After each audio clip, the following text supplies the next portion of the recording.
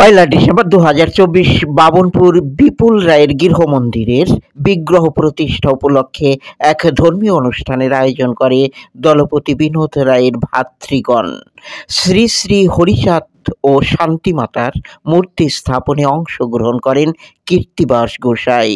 সমগ্র অনুষ্ঠানের ব্যবস্থাপনায় বিনোদ রায়ের দল। মঙ্গল ঘটে স্থাপনের পবিত্র জলানয়ন করা হয় নিকটের শান্তি সরোবর থেকে।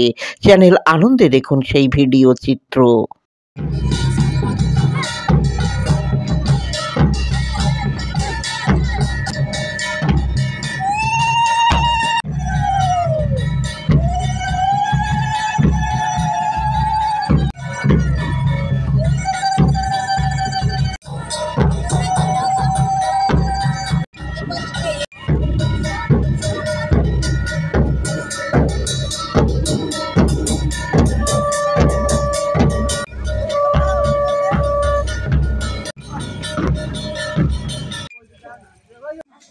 মন্দিরের এই পেছনের ছবিটি অঙ্কনে অংশগ্রহণ করেন প্রশান্ত বিশ্বাস।